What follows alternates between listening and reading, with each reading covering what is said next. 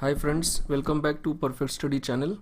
Now in this video I will continue with the data interpretation series for CAT 1991. Already I have made two videos for the two sets of this year. Now this will be the third video for the third set. Okay, now for the previous two videos I will give you the video playlist link at the top right corner here. Now this being the third set, the question number directly starts from 11. This is the third one. So the graph below shows the end of month market values of 4 shares. This graph is giving me market values of 4 shares. These are A, B, C, D for the period from January to June. So we have it from January to June here. Which share showed the greatest percentage increase in market value in any month during the entire period? So I have to find out the share, and what's the parameter? I need the greatest percentage increase in market value in any month, not any particular month, but any month, means from the entire set itself. If we just pay a little bit attention here, we see that this percentage jump, this jump is very high from February to March, extremely high. This jump is also high, but not so much. So comparatively, if I compare this one and this one, obviously this one will be out. Now what I have to compare? I have to compare this one and this one. Okay, it looks as if this is the answer, and it is not always necessary. So we should just do some comparison. If this is 80 and this is 100, closely this is around, this line will be around 90, and here I will have around 85. So I can assume this is 87.5. 87.5 is increasing to, this is around 110. So this will be 115.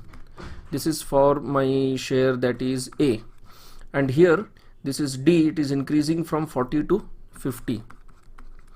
Now I know that 40 to 50 is a jump of 25%, and 87.5 to 150. Now how to do the calculation quickly? We know that 87.5 can easily be divided by 12.5. So 12.5 multiplied by 7 will directly give me 87.5, and if I divide this by 12.5, I will get approximately something around 9. Why? Because 12.5 multiplied by 10 is 125. That gives me a difference of 10, slightly less, around 9. So if this is increasing to 9, the increase is of 2, and 2 by 7, that will give you something around 28. We know that exactly it is 28.56%. So this jump is the highest. That is option number A. Okay. Next one. 12. In which month was the greatest absolute change for in market value for any share recorded? Please note, this is absolute change. Previous one was percentage change. Absolute change means only in terms of value. In which month we have recorded the greatest absolute change, and that is quite obvious here. The absolute change, the maximum change, is in this case. I am not interested in my actual change. I am only interested in the month. Now also one more thing, when we say change, it is not always increase. Change can be decrease also, change can be increase also, and it is very obvious that this change is the highest change. So that will again give me the month of March. Next one. In which month was the greatest percentage increase in market value for any share recorded? In which month did we find the greatest percentage increase? That is again this March. From here it has gone till here. That has been the greatest percentage increase, and that is option number B. That is again March. 14. An individual wishes to sell 1 share of C and 1 share of D to buy 1 share of A at the end of a month. At which month end would the individual's loss from this decision due to share value changes be the most? Okay, so here what I want is maximum loss. I want maximum loss. Please understand, when do you make maximum loss? When you buy and sell at what prices? You sell at low and you buy at high, right? If I buy at a high price and sell at a low price, I end up in maximizing my loss. Now what am I selling here? I am selling C and D.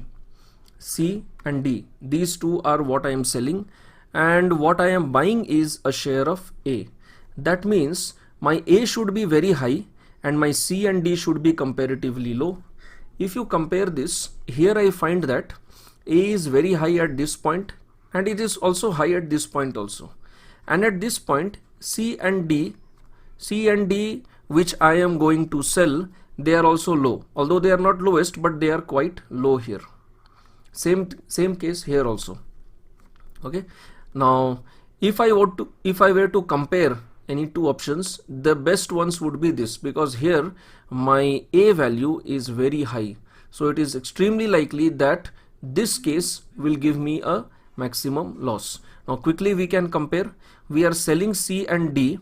So C value here is 60 and D value is 50. So what I will get is from 60 and 50, I'll get 110.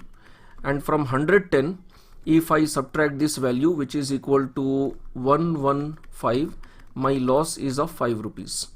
Now if I take this case, here C is 55, D is 45. So 55 plus 45 will give me 100 rupees income by selling C and D. And when I am buying A, I am paying how much? 110. So what is my loss here? My loss is 10 rupees. Now that is why we should always compare. We should verify the close options. Otherwise, simply by looking at the graph, we can't say always that because this is the highest, that's why this will be the answer. So here my loss is 10 rupees. That's why my answer will be the month of June. Here my loss is maximum. Now if you want, you can similarly compare these other options also, but by looking at this we can say it is not possible. Here we cannot maximize our loss. Last one. An individual decides to sell one share of C and one share of D to buy one share of A at the end of the month. What can be the individual's greatest gain from this decision due to share value changes? Now this time we want the greatest gain. Earlier it was greatest loss. Now I want greatest gain. If I want greatest gain, my selling should be at high price and my buying, it should be at low price. And if we observe this, it is very easy to understand that my A, which I am going to buy, it is lowest in February. Means there is a sharp fall in February, it is very low.